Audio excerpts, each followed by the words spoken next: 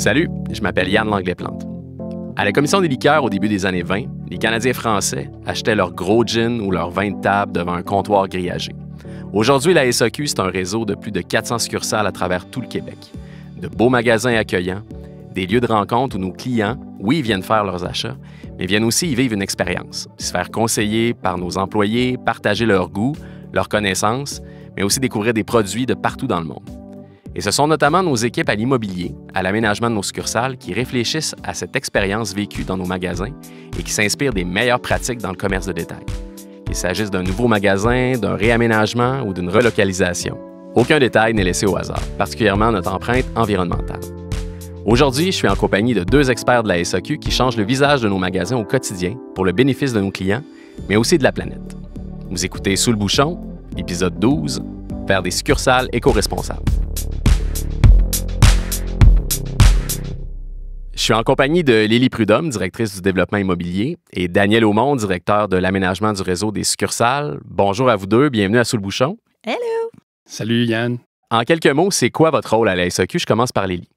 En fait, moi, je travaille avec des équipes multidisciplinaires qui s'occupent, entre autres, d'identifier le bon emplacement pour nos succursales, de négocier les baux avec les bailleurs, d'aménager les espaces, évidemment, qui vont avoir été choisis selon les standards SAQ et de gérer tous les entretiens qui sont requis auprès des succursales avec les nombreux partenaires que l'on a tout au long de la durée du bail.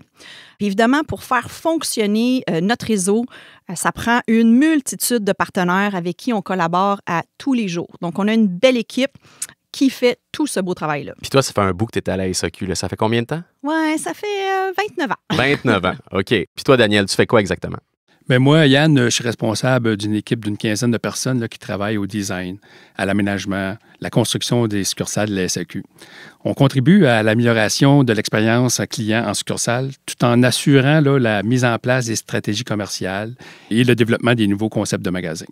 Je peux compter sur une équipe là, formidable là, d'architectes, de techniciens en architecture, de designers et d'un support administratif là, pour être en mesure de réaliser là, une trentaine de projets par année à travers le Québec. Puis toi, ça fait combien de temps? Moi, ça fait 24 ans. 24 ans? 24 ans, toujours à l'immobilier. OK, donc 29 puis 24. Là, je suis devant deux piliers de l'immobilier à la SAQ. Merci encore d'être avec nous.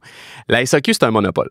Les Québécois n'ont pas vraiment le choix de venir chez nous pour acheter de l'alcool. Pourquoi on offre à nos clients de si beaux magasins? Tu sais, on pourrait faire comme d'autres monopoles à l'international, par exemple dans les pays scandinaves, mettre les bouteilles sur des tablettes, venez chercher ça, pas de conseil client vraiment.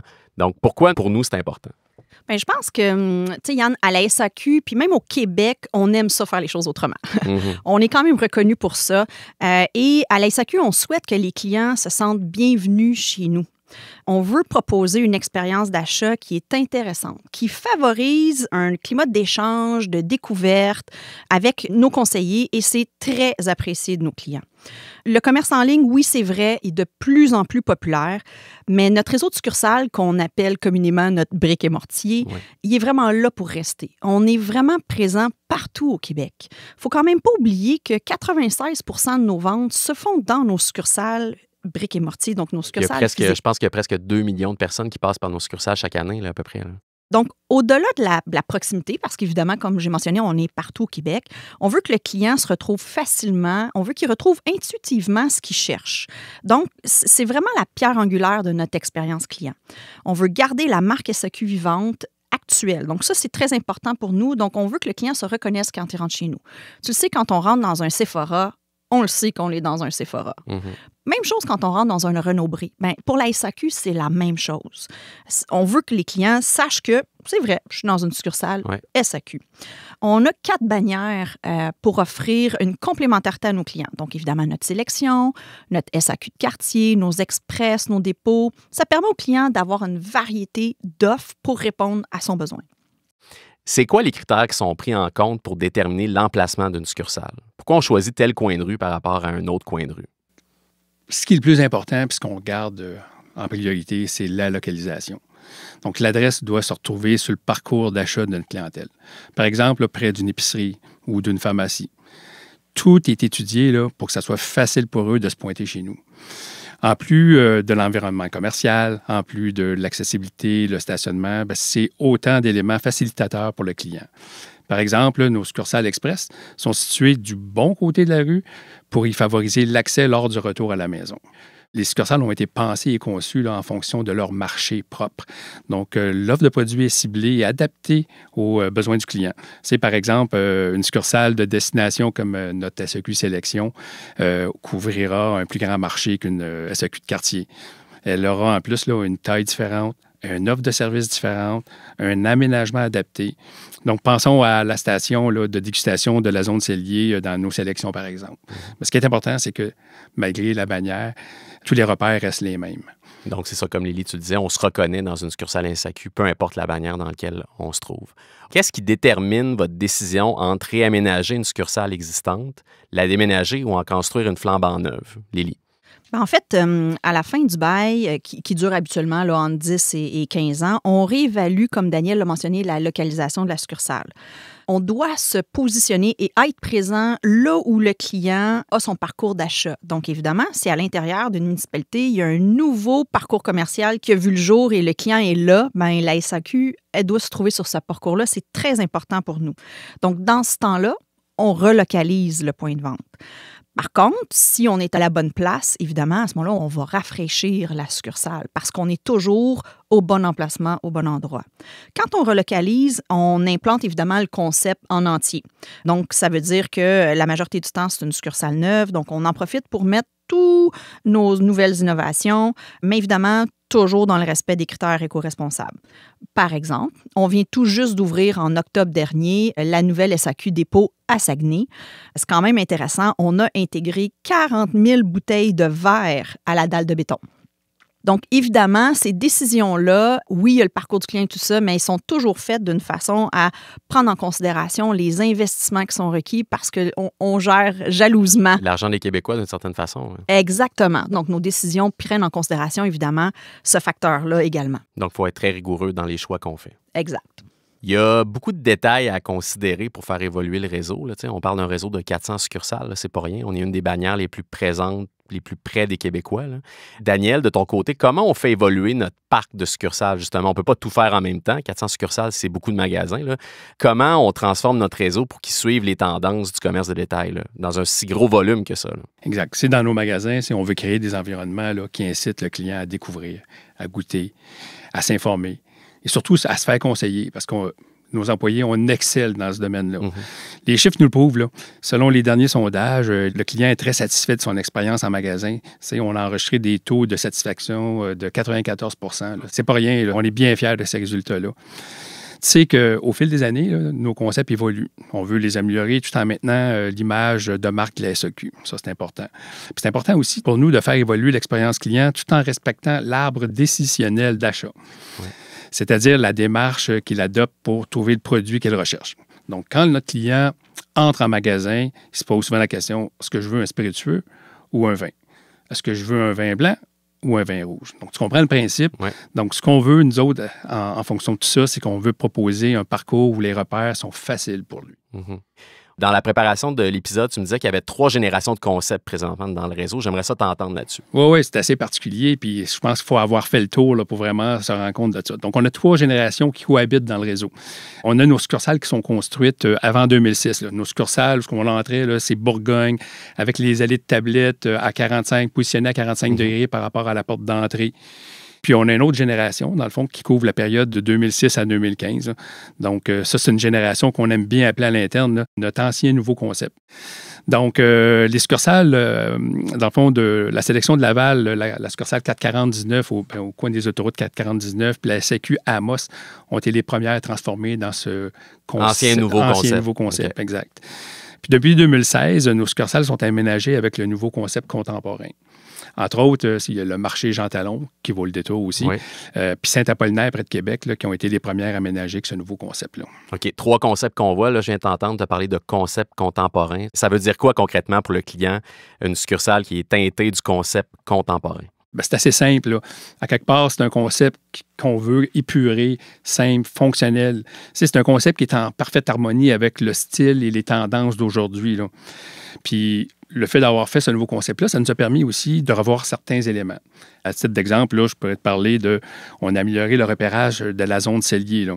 Aujourd'hui, c'est la zone cellier, mais pour les moins jeunes, c'est salon des vins, section spécialité. Donc, cette zone-là améliorée, ça nous a permis de repenser le mobilier, ajouter un plafond distinctif en lamelles de bois. On voulait la démocratiser. Donc, rendre cette zone cellier un petit peu moins intimidante pour le consommateur. OK, il y avait comme un blocage. Là. Les gens avaient tendance, c'est un lieu pour les experts, pour ceux qui connaissent ça. Donc, on a voulu ramener cette zone-là à l'intérieur des magasins. C'est ça. Donc, souvent, il y avait une perception que c'est des produits qui coûtent excessivement cher. Mais non, on en a pour toutes les gammes de prix. Là. Ouais. Aussi, avec ce nouveau concept-là, on pourra remarquer aussi dans le parcours client qu'on a introduit la section Bulle et compagnie, qui remplace l'ancien univers Célébration. On a mis aussi en place, dans le fond, un design qui propose une file d'attente unique pour les caisses. Donc, c'est plutôt que d'avoir 4 caisses, 4 files, une seule file unique, ça nous permet d'avoir plus de fluidité puis une meilleure circulation. On parle de circulation, aussi on élargit les largeurs d'allées, justement pour favoriser cette circulation-là le client déambule avec des paniers. On a des produits pesants, donc déambule avec des paniers. Donc, c'est important pour nous autres d'avoir cette belle fluidité-là. Oui, c'est ça, pour qu'on puisse circuler aisément dans les succursales. Puis, OK, ça, c'est des critères qui sont visibles, qui sont tangibles pour le client, mais qu'en est-il de ces changements-là? Est-ce qu'il y a aussi des changements qui sont faits en fonction du travail de nos employés aussi? C'est un bon point que tu amènes. Puis il y a une chose qu'on travaille et qui n'est pas visible, dans le fond. Là. À la SAQ, on est très, très sensible à la santé et sécurité de nos employés et des clients. Donc, nos concepts prennent en considération de nombreux critères là, afin d'offrir un environnement de travail et de magasinage sécuritaire. Là. On ne fait pas ça tout seul. Là. Dans le fond, on a plusieurs équipes là, avec les ventes, avec notre service santé et sécurité au travail. Là. Donc, on travaille, là, on a revu, adapté l'ergonomie des postes de travail, du mobilier. On a mis beaucoup d'efforts aussi à réorganiser nos entrepôts. Donc, on sait qu'on a des produits pesants, on manipule beaucoup des caisses qui sont pesantes. Donc, nos aménagements d'entrepôt tiennent compte de ces facteurs-là.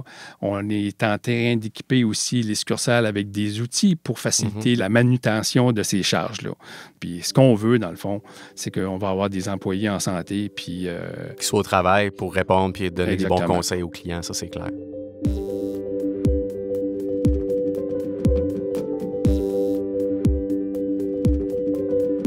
On le sait, Lily, Daniel, la SAQ est sensible à l'empreinte environnementale de ses activités, évidemment. On veut faire, oui, le commerce de l'alcool de manière responsable, mais on veut le faire aussi de manière éco-responsable.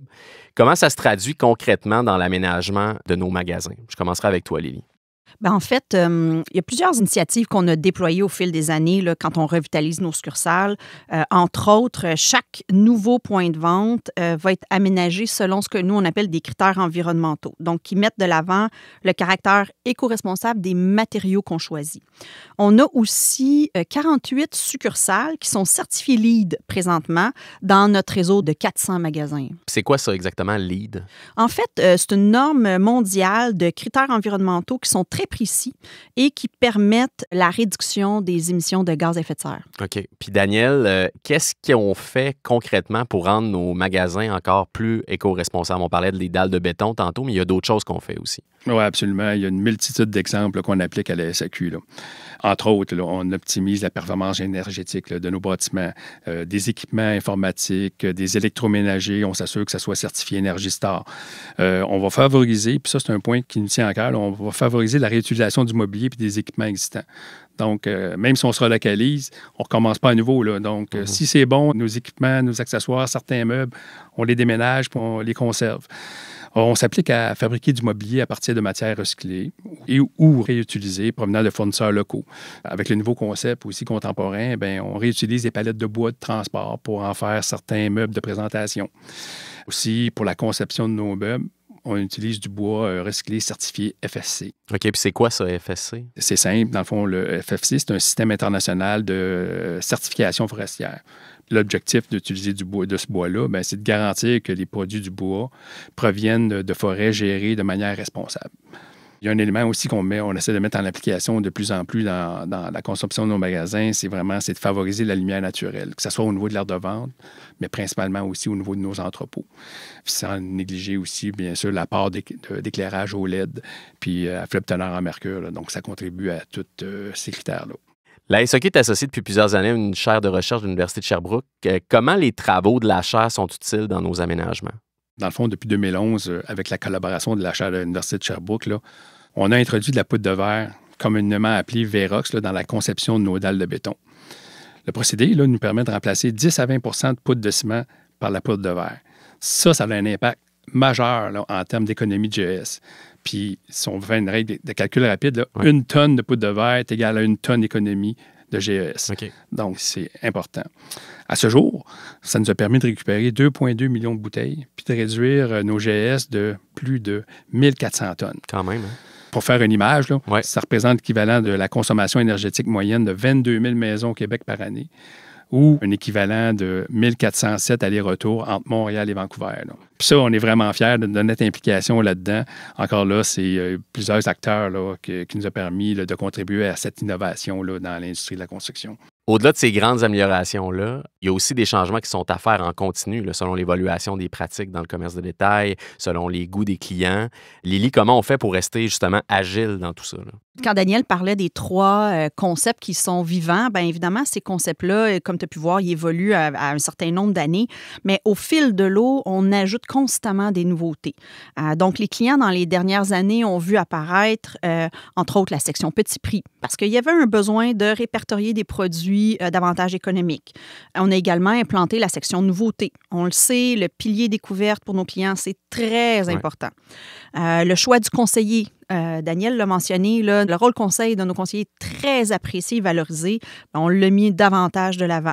On a ajouté des bornes Inspire dans les succursales qui permettent aux clients de s'auto-conseiller ou encore à nos employés de faire du conseil encore plus poussé que nos clients. On a fait une mise en valeur importante de nos produits québécois pour promouvoir le talent des artisans. On a vraiment des magnifiques produits au Québec. Également, depuis 2015, on a intégré tout ce qu'on appelle le colis-car, donc le cliquer, acheter, ramasser. Alors, vous achetez en ligne, vous venez ramasser en succursale.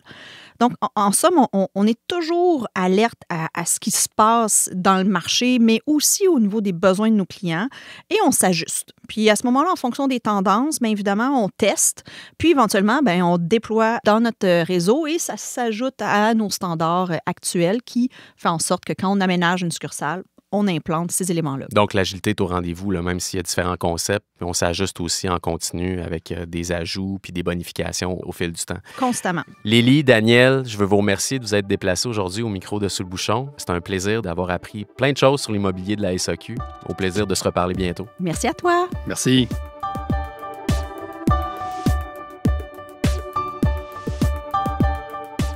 De 1921 à aujourd'hui, nos succursales ont beaucoup changé, tout comme le rapport de la Société québécoise au commerce de l'alcool.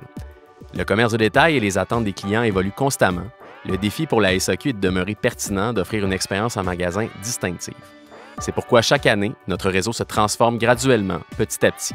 Et ça se fait en réduisant l'empreinte environnementale de nos activités, en donnant une belle place à l'achat local, en contribuant économiquement dans toutes les communautés. La grande équipe de l'immobilier doit jongler avec ces éléments et trouver un équilibre entre la capacité de payer de la SAQ, les besoins de la population et les exigences toujours plus grandes des clients. Les moindres détails de l'aménagement de nos magasins sont réfléchis pour offrir une expérience de magasinage, de découverte toujours plus agréable, et ce, partout au Québec.